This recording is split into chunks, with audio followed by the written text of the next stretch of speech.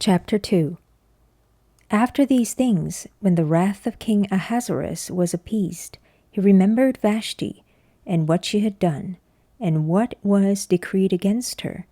Then said the king's servants that ministered unto him, Let there be fair young virgins sought for the king.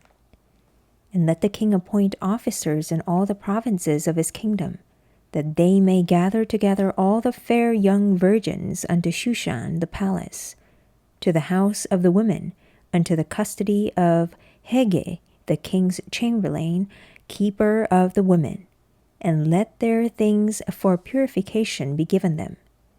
And let the maiden which pleaseth the king be queen instead of Vashti. And the thing pleased the king, and he did so.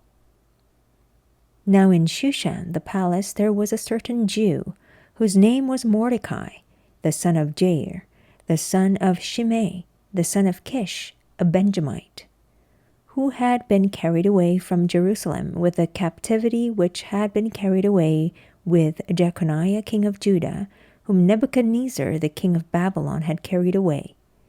And he brought up Hadassah, that is, Esther, his uncle's daughter, for she had neither father nor mother. And the maid was fair and beautiful, whom Mordecai, when her father and mother were dead, took for his own daughter. So it came to pass, when the king's commandment and his decree was heard, and when many maidens were gathered together unto Shushan the palace, to the custody of Hegai, that Esther was brought also unto the king's house, to the custody of Hegai, keeper of the women. And the maiden pleased him, and she obtained kindness of him, and he speedily gave her her things for purification, with such things as belonged to her, and 7 maidens, which were meet to be given her, out of the king's house. And he preferred her and her maids unto the best place of the house of the women. Esther had not showed her people nor her kindred, for Mordecai had charged her that she should not show it. And Mordecai walked every day before the court of the women's house, to know how Esther did, and what should become of her. Now when every maid's turn was come to go in to King Ahasuerus, after that she had been 12 months, according to the manner of the women, for so were the days of their purifications accomplished, to wit, 6 months with oil of myrrh, and 6 months with sweet odors, and with other things for the purifying of the women. Then thus came every maiden unto the king. Whatsoever she desired was given her to go with her out of the house of the women unto the king's house.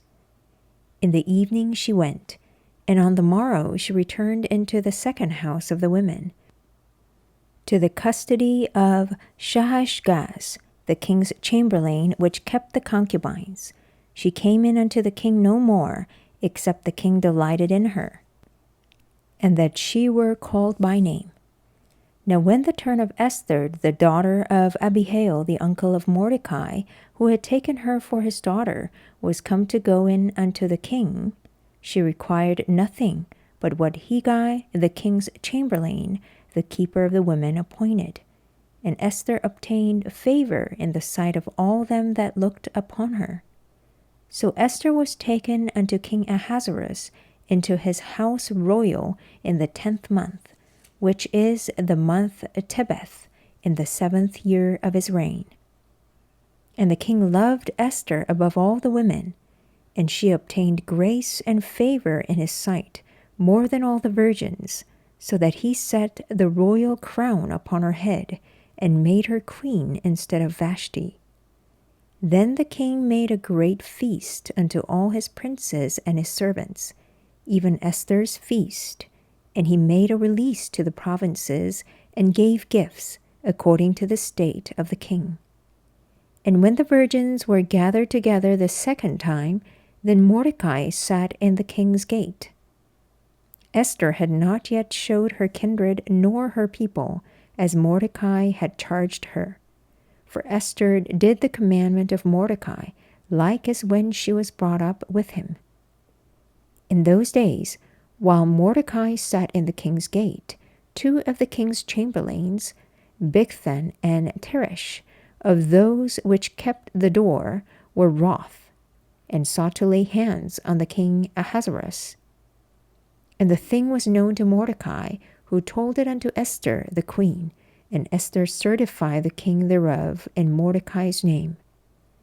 And when inquisition was made of the matter, it was found out. Therefore they were both hanged on a tree, and it was written in the book of the Chronicles before the king.